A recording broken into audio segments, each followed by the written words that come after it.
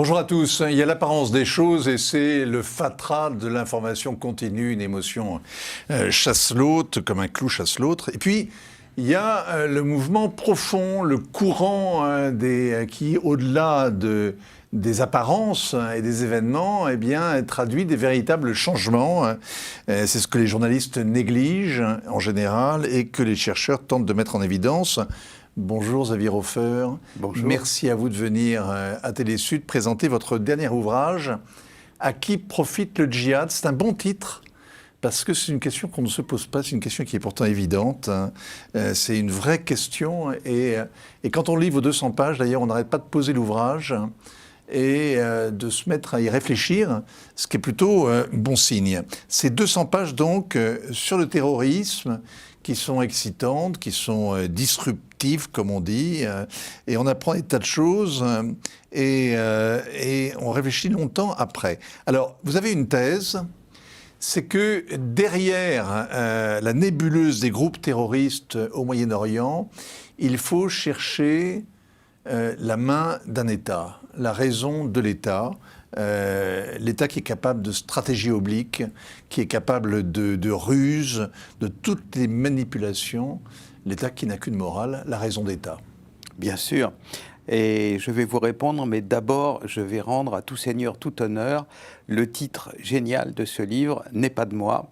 Il est du directeur des éditions du Cerf, qui s'appelle Jean-François Colosimo, qui est un merveilleux éditeur. C'est un des derniers, comme on disait dans le temps, les facteurs de clavecin ou les facteurs de piano. C'est un facteur de livres. Il sait faire de très beaux livres. Et il a le génie des titres. Quand j'ai fait avec... C'est un bon connaisseur du monde turc et du monde iranien. Bien sûr, parce que c'est un connaisseur des chrétiens d'Orient. Donc, par définition, ces minorités-là, il joue un rôle important. Et après 2001, on a fait un livre avec lui, avec mon collègue Boer, et j'avais trouvé un titre inepte. Et il m'a dit « Parlement, parce que ton titre est idiot ». Alors, je lui ai bien entendu dit oui. Et il m'a dit, au bout d'une demi-heure, mais ce que tu m'expliques, c'est que la guerre ne fait que commencer. Ah voilà, c'est le titre. Et c'était un titre génial. Chaque fois qu'il y avait un attentat, on remettait le livre en pile à la FNAC et le livre se vendait. Donc, Colosimo... Jouer sur la peur, c'est bon, c'est bon. Non, il jouait sur l'intérêt des gens pour les événements, quoi, c'est ça. Alors c'est vrai que vous avez été très marqué par, on va revenir au thème central du livre, mais vous avez été très marqué, quand on lit votre ouvrage, par les années 80. Et c'est vrai que c'est une matrice, ou du moins, c'est une époque où le terrorisme a muté, en quelque sorte. Et vous avez été frappé par les attentats à Paris, les otages du Liban, qui était la façon dont l'Iran entendait peser sur la politique française, nous faire lâcher prise au Liban, nous faire lâcher l'aide à Saddam Hussein et nous faire lâcher l'argent, puisqu'il y avait aussi le milliard donné par le Shah d'Iran à Valéry Giscard. Oui, par le Shah. Et on a mis longtemps, très longtemps finalement, à comprendre cette stratégie indirecte et que derrière tous ces événements, il y avait vraiment un chef d'orchestre clandestin, un tireur de ficelle. Voilà, parce que ça n'est pas l'apanage de l'Iran. Au Moyen-Orient, tout le monde fait ça. C'est une façon de faire la guerre. Et elle est même bien plus ancienne que ça. Quand j'étais à la même époque professeur à l'école de guerre, j'avais donc une promotion devant moi sur les affaires de terrorisme, justement, qu'il fallait expliquer à des militaires qui, de moins en moins, combattent une autre armée en race campagne avec des uniformes apparents, comme on le faisait jusque vers les années 50, et qui de plus en plus combattent des nébuleuses terroristes ou des trucs indistincts. Donc on leur faisait des cours à l'école de guerre, et je leur disais, les règles du jeu, les voici. Et je leur lisais un petit texte de quelques lignes, et ce texte contenait le mot terreur, contenait le fait que ça se répandait de ville en ville, contenait le fait que ça scissionnait à chaque instant, que tout le monde était en guerre avec tout le monde. Et il se terminait, ce petit texte, par ces lignes, et c'est ainsi que de proche en proche, la guerre civile s'étendit à toute la Grèce. Il levait la doigt en disant « Non, monsieur, vous voulez dire le Liban ?» Pas du tout, c'est la conclusion de la guerre du Péloponnèse de Thucydide. Vous voyez que 25 siècles avant ce jour, cette façon de faire la guerre prédominait déjà dans la Méditerranée orientale, pas vers le bout libanais, mais vers le bout grec, si vous voulez. Du temps de Thucydide, il n'y avait pas d'attentat à la voiture piégée. Non. Aujourd'hui, ce que vous dites, c'est que ces attentats sont des lettres anonymes, en fait. Bien sûr, bien sûr. Si vous voulez, quand on reprend la liste, j'ai beaucoup écrit là-dessus et beaucoup fait de recherches de tous les groupes terroristes qui ont surgi au Moyen-Orient à partir de la révolte palestinienne de la fin des années 60. Vous les prenez tous les uns après les autres. Tous, soit sont rattachés à une entité plus grande qui est capable de les protéger ou de les même les alimenter ou de les payer. Le commandement des opérations spéciales à l'étranger du FPLP, Ahmed avec Jibril. Carlos, etc. Là, c'était Wali Haddad. Wali Haddad, voilà. bien sûr, oui. Et donc, soit, à un moment donné, un État arrive à casser une petite entité, un petit groupe de sa maison mère, et la mettre à son propre service, et c'est ça, Abu Nidal, etc. Donc, vous avez comme règle absolue, je ne lui connais pas d'exception, que tout groupe terroriste qui est livré à ses propres forces au Moyen-Orient disparaît dans les 6 mois. Il meurt, les types se font flinguer, si vous voulez, tout simplement, ou disparaissent. Mais s'il survit, s'il surnage, alors il est rattaché à quelque chose d'autre. Quelque chose même de la taille de ce qu'on appelle l'État islamique ne peut pas survivre plus d'un semestre s'il n'a pas derrière, autour, devant, derrière, quelque chose qui le protège. Alors, ça c'est vous voyez donc la main de l'Arabie Saoudite derrière les attentats du 11 septembre et la main quelque part de l'Iran et de la Syrie derrière ceux de l'État islamique en 2015 à Paris et à Bruxelles. C'est le cœur battant de l'ouvrage. Mais bon, on va d'abord revenir sur le 11 septembre. Oui, mais si vous voulez d'abord une chose, la main de l'Arabie Saoudite, c'est pas moi qui la vois, c'est la justice américaine. Ah voilà, le 11 septembre, oui. Vous dites que il y a eu 19 pirates que l'on connaît, qu'on a identifiés, et on a vite oublié qu'il y avait le lien qu'il y avait entre ce petit groupe et le royaume saoudien. Alors vous nous dites que l'enquête a établi que ces gens étaient en contact directement et simplement avec des missi-nobilici de l'ambassade, avec des clandestins du régime saoudien aux États-Unis. Il existe un rapport de plusieurs centaines de pages qui a été établi dès l'année suivante, dès le début donc de 2002 ou de 2003 au pire. Ce rapport a eu pendant 20 ans une trentaine de ces pages de caviardées. Elles étaient secrètes et on pouvait accéder au reste du volume, mais pas à ça. Récemment, à la demande des familles, des victimes, des 3000 de la World Trade Center et puis de ceux qui sont morts à Washington, les pages en question ont été déclassifiées. Elles sont terribles. Elles montrent que, alors préalablement, jamais une opération de commando de cette envergure-là ne peut se faire sans réseau de soutien, sans avoir un réseau logistique. Voilà, exactement. La logistique en question pour tout l'attentat du 11 septembre, c'est l'ambassade du Royaume d'Arabie Saoudite. L'homme qui donne des passeports, l'homme qui loue des appartements, l'homme qui finance tous les 19, c'est le chef de cabinet de l'ambassadeur qui lui-même est un prince saoudien. Et tout le fric qui ne passe pas par lui pour alimenter les gens en question passe par sa femme, son épouse. À l'époque, l'ambassade d'Arabie Saoudite, non pas le chef de cabinet, mais le conseiller spécial de l'ambassadeur, c'est Jamal Khashoggi. Il se trouve que, au même moment, il y avait un monsieur dont le nom est donné. Alors, je ne le donnerai pas parce qu'il n'est pas condamné par la justice des États-Unis. Il est recherché par la justice des États-Unis pour cet acte. Donc, il est présumé innocent. Mais cet individu-là, non seulement se trouve dans les archives de la CIA et du FBI en disant c'est lui qui les a accueillis, c'est lui qui les a pilotés. C'était leur nurse, si vous voulez, des individus qui plus tard ont sacrifié leur vie dans les avions du 11 septembre. Cet individu-là était directement lié au prince saoudien qui était l'ambassadeur des États-Unis, aux États-Unis d'Amérique, du Royaume d'Arabie Saoudite. Et qui reste un homme extrêmement estimé à Washington, puisqu'on voit bien que la politique de Joe Biden, c'est de remettre en selle cette vieille équipe à la place de celle que le prince héritier a tenté d'installer. Alors, on n'arrive pas très bien à comprendre pourquoi est-ce que les Saoudiens en quelque sorte, poignarderait leur principal soutien, cet allié américain qui leur est si utile comme assurance vie, comme protecteur face à l'Iran, comme...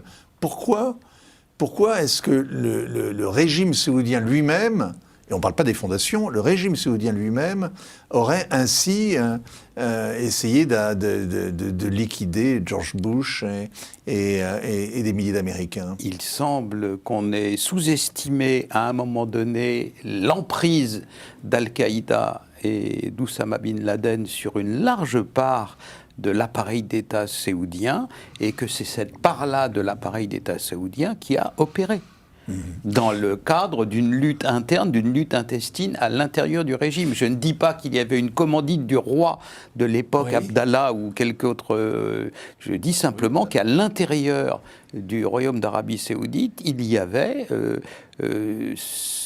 Alors ça explique peut-être des tas de choses, parce que quand on regarde l'histoire à travers ce prisme, on se dit que le plan que quelques mois plus tard, le roi justement Abdallah va sortir à Beyrouth, le plan de règlement de paix pour le Proche-Orient, était inspiré par le souci de se racheter peut-être. Et puis ça éclaire aussi peut-être ce qu'a fait Donald Trump en essayant de renouer une alliance différente avec les Saoudiens. C'est absolument passionnant, c'est fascinant.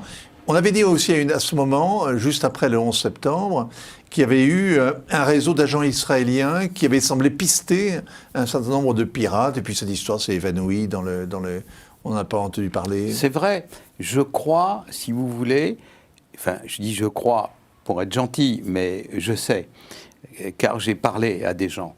J'ai l'impression, plus que ça, mais je sais que les Israéliens sont d'admirables connaisseurs de la stratégie indirecte moyen-orientale dont on a commencé à parler là maintenant, le fait que l'ennemi de mon ennemi est un ami, etc., qu'ils jouent très bien, qu'ils ont la subtilité intellectuelle qui leur permet de suivre ça, subtilité intellectuelle qui parfois manque aux généraux avec la trace du képi à Washington et ailleurs, et j'ai l'impression qu'ils ont fait, comme toujours en pareil cas, des tentatives pour faire comprendre que ce n'était pas exactement comme leurs amis américains ou parfois européens pensaient que ça se passait sur place, mais que dans ces conditions-là, les gens ne vous révèlent rien, ils vous tendent la perche, et puis si vous la saisissez, si vous êtes capable de comprendre qu'on vous tend une perche et vous dites « expliquez-moi et dites-moi plus », là ils vous en disent plus, mais j'ai l'impression qu'ils ont été tellement, je vais employer un terme fort, mais écœurés par l'incapacité à comprendre qu'il y avait des règles subtiles au Moyen-Orient. Mais c'était justement ça le terrorisme, ça sidère. Oui, bien sûr. La terreur, ça fait la peur empêche de penser, la terreur sidère, stupéfie. Exactement. Je vais vous dire, la pire embrouille qui soit arrivée aux États-Unis n'est pas arrivée aux États-Unis, au Moyen-Orient. Elle est arrivée dans la zone Afghanistan-Pakistan. Il y a au sommet de la hiérarchie militaire et du renseignement pakistanais, on ne peut pas dire une caste, parce que là-dedans, il y a des sunnites, des chiites, des ismaéliens, il y a des pashtuns, il y a des gens de différentes provinces du nord-est de la péninsule indienne. Mais ces gens-là, c'est une espèce d'ENA militaire pakistanais, l'élite, tout droit issu de l'Empire moghol. Oui, voilà. Et les gardiens de la nation. Exactement. Et ces gens-là ont un nom collectif, on les appelle les Ashraf. C'est un peu comme énarque en français, si vous voulez. C'est un prénom pakistanais. Tout de suite les insultes. Mais Ashraf. Mais non, c'est énarque, c'est l'élite. Mais ce sera beaucoup plus difficile à dissoudre. Hein. Et donc, en 2014, peu de temps avant sa mort, un des joueurs, un des acteurs les plus subtils et les plus intelligents de cette caste, de cette secte, appelez ça comme vous voulez, de cette élite, qui s'appelait le général Hamid Gul.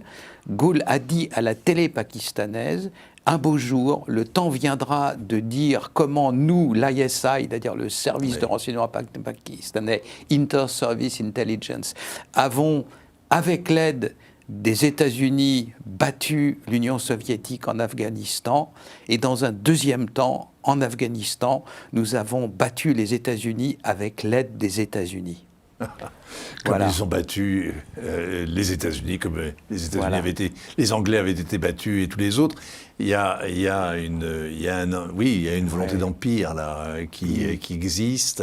Et un les secret. 3 personnages centraux de toute cette immense aventure-là, il faudra la raconter un jour parce que c'est passionnant.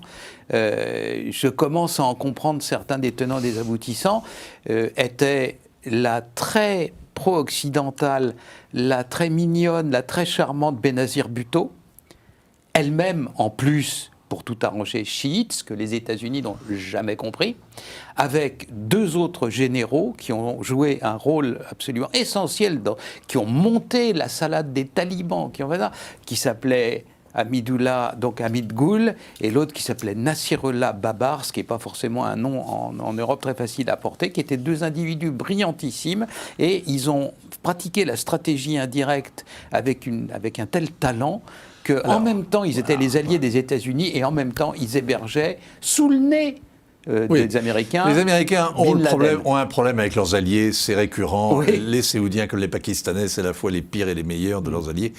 Alors, vous nous parlez de ces génies du renseignement et de l'action indirecte. Et puis, à l'autre bout de la chaîne, il y a les gars qui se font sauter dans les rues de Paris, ici.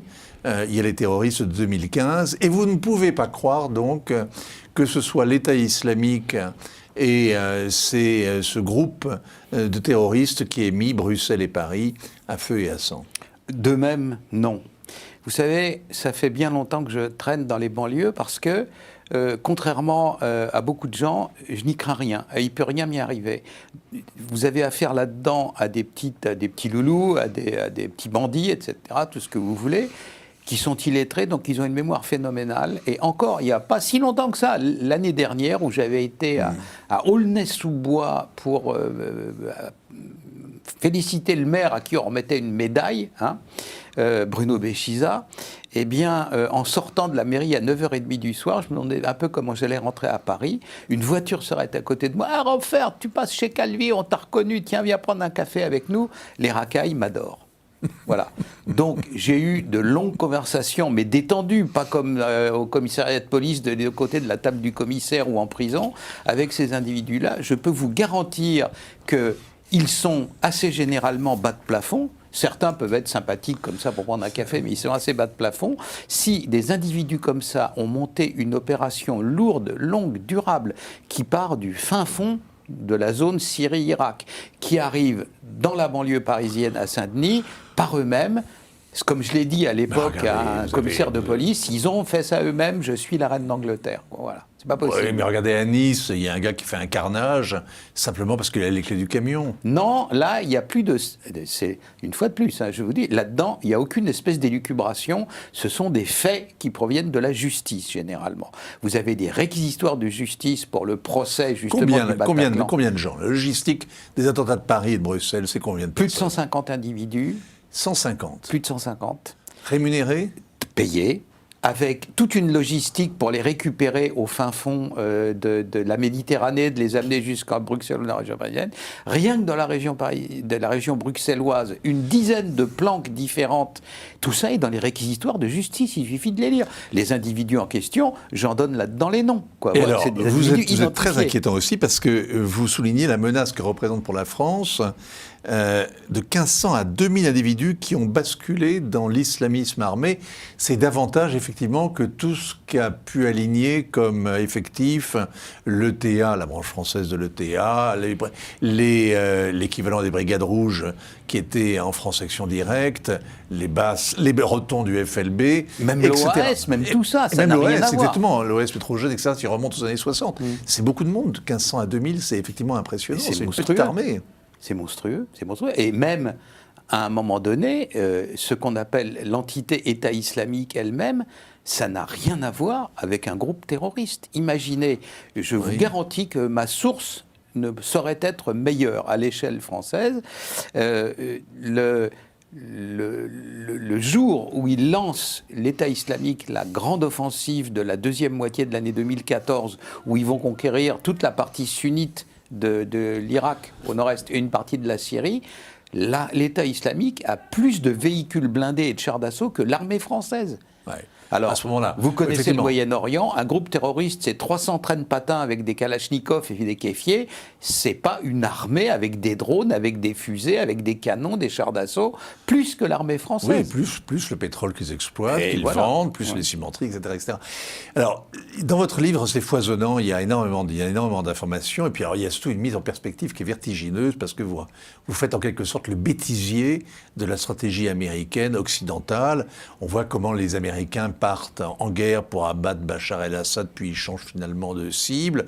Comment les Français, eux aussi se sont illusionnés. Comment... Et tout ça est extraordinaire parce qu'on voit face à des États qui restent implacables, qui poursuivent leurs objectifs. Vous en avez d'autres qui se laissent très facilement distraire, impressionner, qui donnent l'impression de ne pas être lestés, de ne pas avoir de quilles, de ne pas avoir de sens commun, quoi, en fait. Hein. Ces États-là ont des experts qui savent tout ça très bien. La France a des experts qui savent aussi bien que moi ce que est écrit là-dedans. On les écoute pas. Non. Ouais. Non. C'est la dernière petite copine vue dans un dîner en ville plus facilement qu'un homme qui a passé... je vais vous dire quelque chose que je n'ai pas dit jusqu'à maintenant, qui va vous permettre de comprendre. Le renseignement français avait en poste à Bagdad un homme qui était arrivé 1 an avant la chute de Saddam Hussein. Il est resté pendant 1 an, il y est resté pendant toute la guerre, il y est encore resté 1 an après. À partir du moment où l'Irak est envahi par les Américains, où Bagdad est aux mains des Américains, c'est-à-dire on est en avril 2003, à partir de mai et juin, il envoie télégramme codé sur télégramme codé en France en disant une énorme vague de terrorisme se prépare, je n'ai jamais vu ça, ça va péter jusqu'au ciel. Et non seulement on ne le croit pas, mais il a failli être rappelé comme étant dans un état de délire. Et c'est simplement quand en juillet, vous avez l'attentat contre les Nations Unies à Bagdad et la mort de Vera Mello, c'est là qu'on commence à le croire. Et personne ne l'a cru et personne n'a admis qu'effectivement il allait y avoir cette énorme... Parce que c'est compliqué d'imaginer que finalement un djihadiste est un sunnite en colère ou comme un taliban, un taliban peut être un pashtoun qui se sent frustré du pouvoir. Mais alors, votre livre quand même défie le sens commun parce qu'on voit que l'État islamique ce sont des sunnites. Oui. Hein. L'Iran c'est Satan. Bien sûr. Pire, c'est des hérétiques. Oui, qu'il faut à tout prix écraser avec le talon. Et pourtant, l'État islamique a servi les intérêts iraniens. Mais bien entendu, pour l'Iran, qui pratique la stratégie indirecte comme tous ses voisins, l'État islamique, c'est un pitbull qu'on tient en laisse et qu'on menace de relâcher sur quiconque vous gêne, de manière à... Voilà, alors comme ça, on obtient d'être laissé en paix. Alors je vais vous faire une objection, c'est que quand on est au Proche-Orient, on joue toujours au billard à 2 ou à 3 bandes. Et puis quand le temps passe et que les archives s'ouvrent, finalement on se rend compte que celui qui a fait le crime, et on pensait que ce n'était pas celui à qui il profitait, eh bien c'est bien celui qu'on avait désigné au départ. C'est bien les phalangistes qui ont tué Rachid Karameh, le Premier ministre libanais. C'est bien les Syriens qui ont assassiné Béchir Gemayel, le Premier ministre qui les dérangeait, etc., etc. Et donc en fait, l'histoire se simplifie considérablement quand on prend un certain recul. Vous nous dites le contraire. Vous nous dites qu'il y a un machiavélisme en action et que l'apparence des choses n'est jamais la réalité. Mais non, nous disons exactement la même chose, mais pas sur la même base temporelle. Quand on comprend, et on finit toujours par comprendre, eh bien, il est toujours trop tard. En attendant, le stratagème a réussi.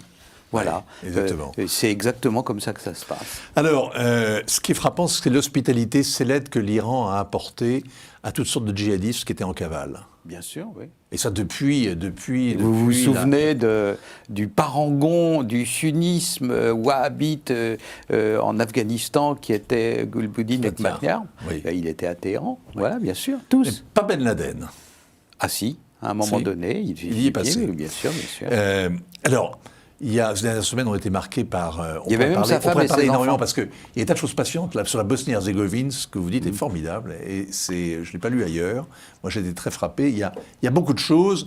Et puis ça reste une actualité absolument urgente, pourrait-on dire, parce qu'en ce moment, il y a les discussions autour des accords de Vienne, que l'administration Biden tente de ressusciter. On sent bien que côté israélien, on voudrait les enterrer, au contraire. Donc on sent qu'une menace est en train de grandir. Vous croyez à une guerre prochaine, possible ?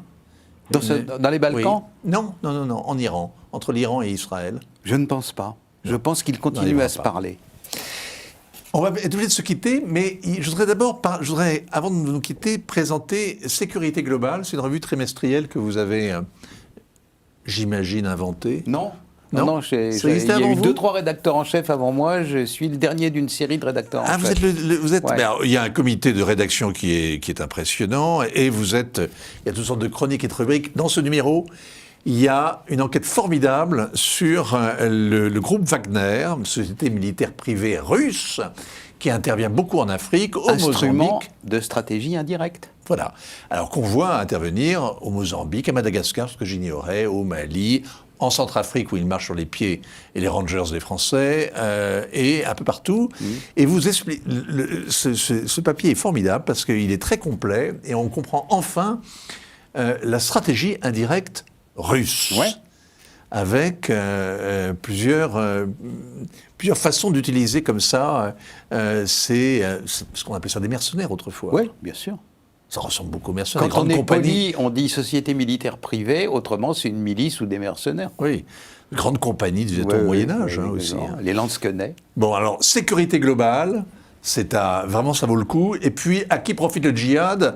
Aux éditions Colossimo, les éditions du Cerf. Merci à vous, Xavier Hofer. Ainsi va le monde sur Télé Sud.